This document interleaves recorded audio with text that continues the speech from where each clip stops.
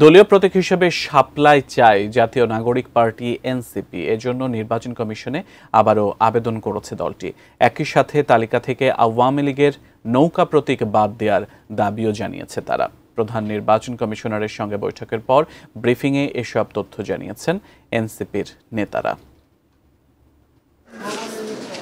নির্বাচন কমিশনের নিবন্ধন আবেদনে গত ২২ জুন শাপলা প্রতীক চায় এনসিপি। এর ৫ দিন পর কেটলির পরিবর্তে শাপলা চেয়ে নির্বাচন কমিশনে আবেদন করেছিল নিবন্ধিত দল নাগরিক ঐক্য। গত বৃহস্পতিবার জাতীয় সংসদ নির্বাচন পরিচালনা বিধিমালা সংশোধনের লক্ষ্যে শাপলা ছাড়াই বাড়িয়ে ৬৪টি থেকে ১১৫টি প্রতীকের তালিকা করার সিদ্ধান্ত নেয় নির্বাচন কমিশন, যা ওই দিনই আইন মন্ত্রণালয়ে ভেটিংয়ের জন্য পাঠানো হয়। ইসি জানায় সব বিষয় বিবেচনায় নিয়ে তারা শাপলাকে অন্তর্ভুক্ত করেনি। শাপলা প্রতীক চেয়ে দুটো রাজনৈতিক দল আমাদের কাছে আবেদন করেছে।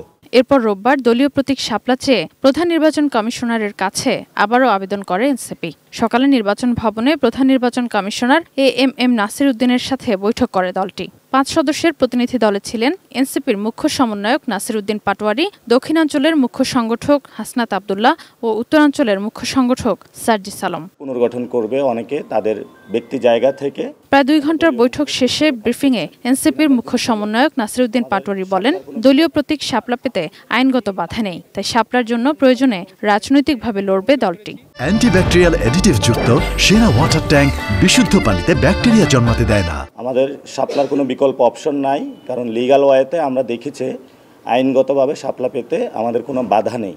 যদি বাধা দেওয়া হয় সেটা আমরা রাজনৈতিকভাবে লড়াই করব। এ সময় নির্বাচনের আগে ইসি পুনর্গঠনের দাবি আবারও জানান তিনি। নির্বাচনের আগে ইসি পুনর্গঠন করতে হবে, এটা স্ট্রেইট ফরওয়ার্ড, এবং ইসি যেভাবে পুনর্গঠিত হয়েছিল সে আইনটারও পরিবর্তন করতে হবে, এবং ঐক্যমত কমিশনের যে নতুন যে সিস্টেমগুলো আছে সেটা অনুযায়ী এইসিতে যারা সাংবিধানিক প্রতিষ্ঠান অনুযায়ী নিজের ভালো কাজের পরিচয় দিয়েছেন তাদেরকে রাখা যেতে পারে।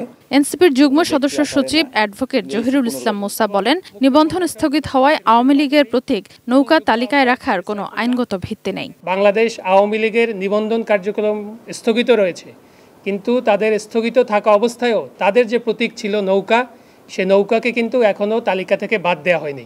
তো আমরা এই বিষয়টি কমিশনের নজরে এনেছি যে আইনগতভাবে আপনারা নৌকাকে এই যে তালিকা, এই তালিকার ভিতরে রাখতে পারেন না যতক্ষণ না এটি সরকার তাদের এই আওয়ামী লীগের উপরে যে সাময়িক নিষেধাজ্ঞা আছে সেটি তুলে নেয়, অথবা আদালতের মাধ্যমে অন্য কোনো নির্দেশনা আছে। সাদিয়া আফরোজ, 18 নিউজ, ঢাকা।